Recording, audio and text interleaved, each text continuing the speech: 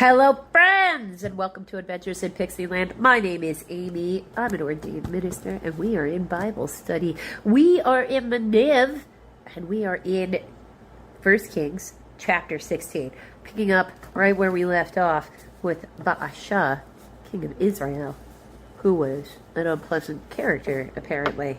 He ruled from Tirzah, Tirzah, for 24 years, son of Jeroboam, but he did evil in the eyes of the Lord. Then the word of the Lord came to Jehu, son of Hanai, Jehu, Jehu, Hanai, Hanani, against Baasha. I lifted you up from the dust and made you leader of my people Israel, but you walked in the ways of Jeroboam and caused my people Israel to sin and to provoke anger in me by their sins. So I am about to consume Baasha and his house. I will make your house like that of Jeroboam, son of Nebat. Dogs will eat those belonging to Baasha who die in the city, and the birds of the air will feed on those who die in the country. Wow, so no burial for you. As for the other events of Baasha's reign, what he did and his achievements, are they not written down in the book of annals of the kings of Israel? Baasha rested with his fathers and was buried in Tirzah, and Elah, E-L-A-H, his son, succeeded him as king.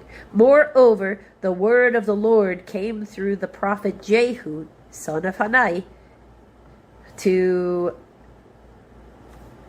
Baasha and his house, because of all the evil he had done in the eyes of the Lord, provoking him to anger by the things he did, and become like the house of Jeroboam, and also because he destroyed it. Elah, king of Israel. In the 26th year of Asa, king of Judah, Elah, son of Baasha, king of Israel, became king of Israel, and he reigned in Tirzah 2 years. Zimri, Zimri, one of his officials, who had commanded a half of his chariots, plotted against him. That's too much power for any king to give any one other person. Now, come on. Military coups are the most common way. Elah was in Tirzah at the time, getting drunk in the home of Azra, A-R-Z-A, the man in charge of the palace at Tirzah. Zimri came in, struck him down, and killed him in the 27th year of Asa, king of Judah, then soon succeeded him as king. As soon as he began to reign, he was seated on the throne. He killed off Baasha's whole family. He did not spare a single male, whether relative or friend. So Zimri destroyed the whole family of Baasha in accordance with the word of the Lord had spoken against Baasha through the prophet Jehu, because of all the sins Baasha and his sons Elah had committed and had caused Israel to commit. So they provoked the Lord, the God of Israel, to anger by their worthless idols. So they were commanding the people to have to worship the idols. We weren't allowed to say no. So they were forcing them, in order to stay alive, to sin. As for the other events of Elah's reign and all he did, are they not written in the book of the annals of the king of Israel? Zimri, king of Israel. In the 27th year of Asa, king of Judah, Zimri reigned in Tirzah 7 days.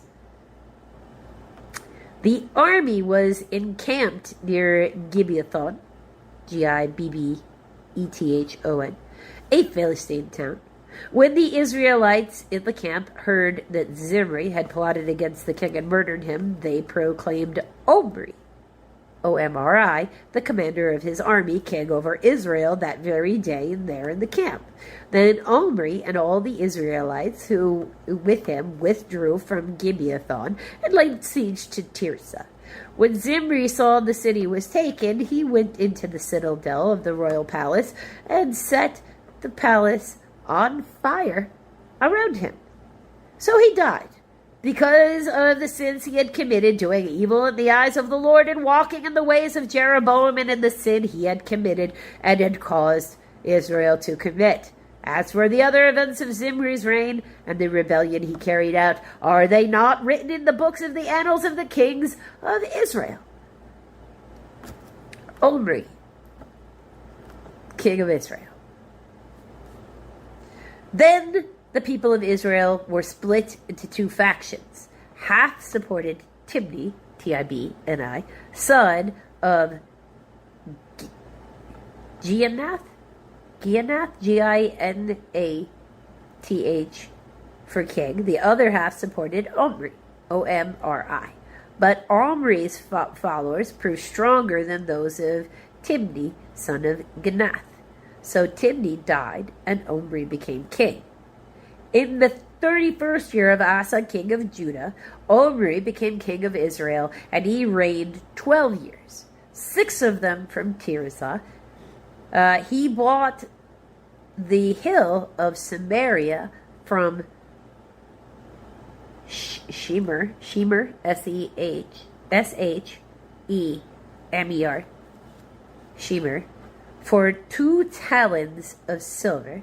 So, footnote of A, that is about 150 pounds or 70 kilograms of silver, and built a city on the hill, calling it Samaria after Shemer, the name of the former owner of the hill. But Omri did evil in the eyes of the Lord and sinned more than all those before him. He walked in all the ways of Jeroboam, son of Nebat, in his sin, which caused Israel to commit, so that he provoked the Lord, the God of Israel, to anger by the worthless idols. As for the other events of Omri's reign, what he did and the things he achieved, are they not written in the book of the annals of the king of Israel? Omri rested with his fathers and was buried in Samaria. And Ahab, A-H-A-B, his son, succeeded him as king. Yes, like Moby Dick, Ahab. Ahab becomes king of Israel. In the 38th year of Asa, king of Judah, Ahab, son of Omri, became king of Israel, and he reigned in Samaria over Israel 22 years. Ahab, son of Omri, did more evil in the eyes of the Lord than any of those before him. He not only considered it trivial to commit the sins of Jeroboam, son of Nebat, but he also married Jezebel's daughter of Ethbaal, E-T-H-B-A-A-L, a king of Sidonians, and began to serve Baal and worship him. Primary opponent there. He set up an altar for Baal in the temple of Baal that he built in Samaria. Ahab, who made an Asherah pole and did more to provoke the Lord God of Israel to anger than did all the kings of Israel before him. In Ahab's time, Hiel of Bethel rebuilt Jericho. Hiel, H-I-E-L, rebuilt Jericho. He laid its foundations at the cost of his firstborn son, Abram, A-B-I-R-A-M. And he set up its gates at the cost of his youngest son, Segub, S-E-G-U-B, in accordance with the word of the Lord spoken by Joshua, son of Nun. Okay, so, I mean, that's just terrible. These people are like, I don't care, just take the kids, so I'll be able to just let me do what I want. Ugh. Right? No wonder God is unhappy with them. He seems to be mostly unhappy with them. And as we get forward in time, we will get to a place where it's I think I pronounce it wrong, but diaspora. I usually say diaspora, but diaspora I think is the right thing, where they just come in and take, they get completely removed from the area. But we're not just near that. It will get to there in these stories. It's a build-up. And this is why. Because they keep worshiping idols no matter what they promise. No matter who's in charge. And he's just not all right with it. So if you want to find out what happens with the next set of kings out there, you're going to have to come back for the next video, friends. Hello, friends, and welcome to Adventures in Pixieland. My name's Amy. I am an ordained minister, and we are in Bible study. We are in the Niv. We are in the book of 1 Kings, and we are doing chapter 17. Elijah fed by ravens. Now Elijah, the Tishbite, from Tishbe, Tishbite, Tishbite, Tishbe, Tishbe. You've got a footnote of A, or Tishbite of the settlers in Gilead, said to Ahab, "As the Lord, the God of Israel lives, whom I serve, there will be neither dew nor rain for the next few years, except at my word." Then the word of the Lord came to Elisha, "Leave here, turn eastward, and hide in the Kerith ravine, Kerith, east of the Jordan. You will drink from the brook, and I have ordered the ravens to feed you there." So he did what the Lord had told him. He went to the Kerith ravine, east of the Jordan, and stayed there. The ravens brought him bread and meat in the morning, and bread and meat in the evening, and he drank from the brook. I would wonder where the meat came from, and I would be really suspicious. But okay. God also didn't come and tell me to go allow this to happen either. So, there's that. The widow at Zarephath. Zarephath? I don't know. Zareph. This usually actually has a sound. ATH. Sometime later, the brook dried up because there had been no rain in the land. Then the word of the Lord came to him, "Go at once to Zarephath of Sidon and stay there. I have commanded a widow in that place to supply you with food." So he went to Zarephath. When he came to the town gate, a widow was there gathering sticks. He called to her and asked, "Would you bring me a little water in a jar so I may have a drink?"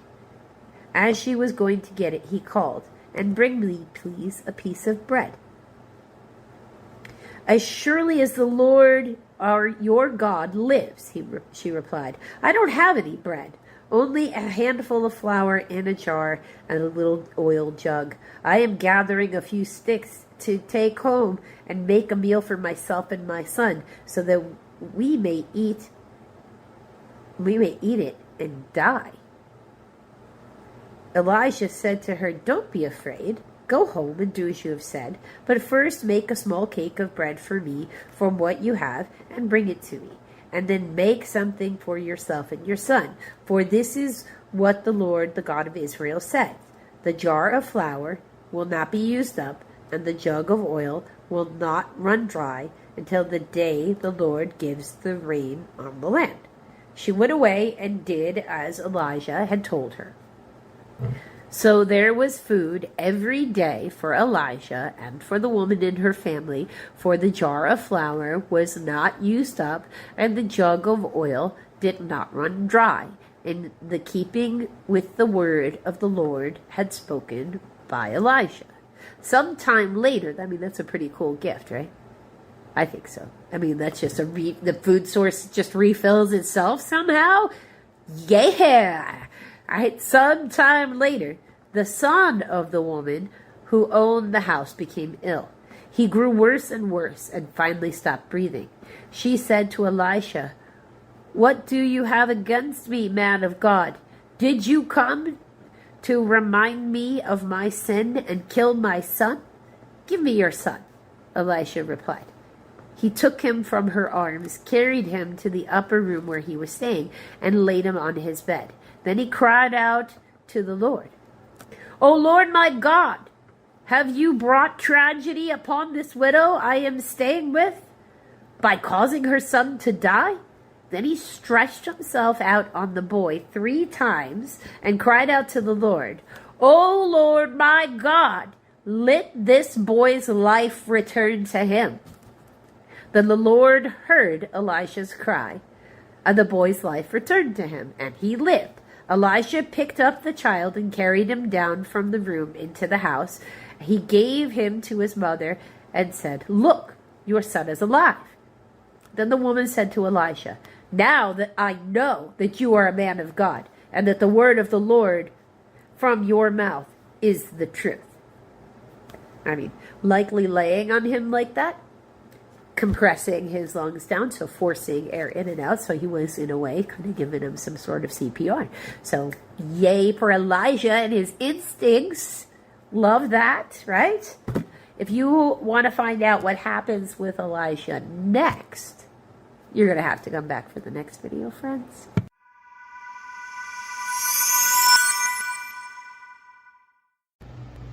Hello, friends. So, Bible study, Acts, chapter 3. We're in the Niv, which is really just what we're going to stick with.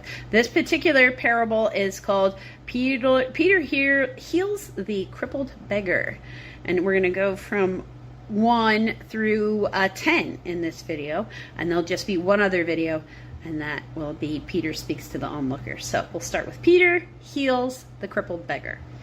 One day, Peter and John were going up to the temple at the time of prayer at 3 in the afternoon. Now a man crippled from birth was being carried to the temple gate called Beautiful, where he was put every day to beg from those who were going into the temple courts, which, remember, in their day and age, perfectly legal and exactly what he's supposed to be doing. This is just an accepted part of their society because there's the acknowledgement that this person will never actually be able to work because he can't walk. When Peter and John, that's verse 3. When he saw Peter and John about to enter, he asked for them for money. Peter looked straight at him, as did John. Then Peter said, "Look at us." So the man gave them his attention, expecting to get something from them, because you have to imagine he's out there and he's begging, and he begs from them, but then there's somebody else walking by, so he diverts his attention over there because these people haven't responded, and that's what he has to do.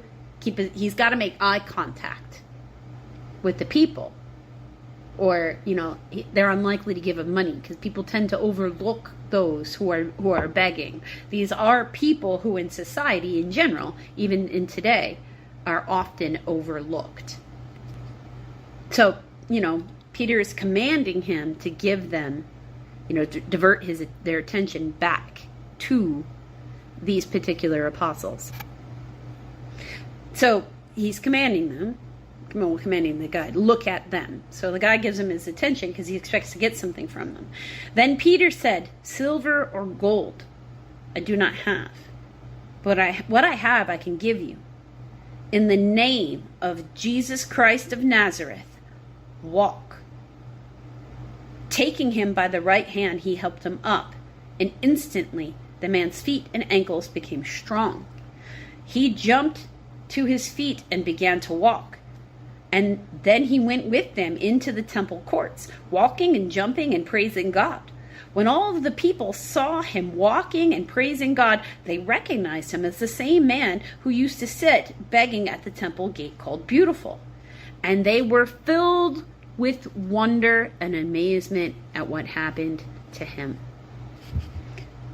Peter uses his spiritual authority to heal people. So let's remember as we go about the world today, when we're interacting with others, that sometimes what they're immediately asking for is not what they actually need. In the therapy world, because they taught us this in the I'm a certified hypnotherapist. So in the hypnotherapy class, this is what they called it, the presenting problem. And any therapist or social worker or anything can tell you that very frequently, and even in the tech support side of the world, which is the other portion of my world with what I do, what people are telling you is that what they're seeing is a symptom of a problem is not the actual problem.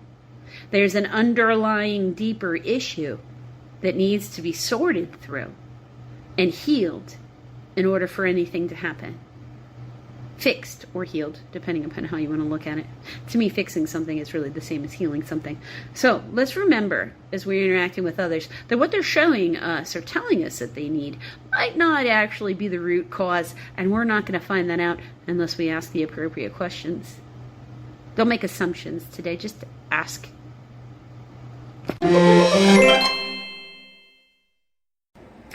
Hello, friends, and welcome to Adventures in Pixieland. My name is Amy. I am an ordained minister, and we are in Bible study. We are in the Niv, and we are in Psalms, book 5, and we are in Psalm 129, a song of ascents. They have greatly oppressed me from my youth, let Israel say. They have greatly oppressed me from my youth, but they have not gained the victory over me. Plowmen have plowed my back and made their furrows long, but the Lord is righteousness. He has cut me free from the cords of the wicked. May all who hate Zion be turned back in shame. May they be like grass on the roof, which withers before it can grow. With it, the reaper cannot fill his hands, nor the one who gathers fill his arms. May those who pass by not say the blessing. May those who pass by not say, the blessing of the Lord be upon you. We bless you in the name of the Lord. So, no love for those people. That's what they're saying. Huh. They don't like Zion, right? We have to think on that, right? Till the next video, friends.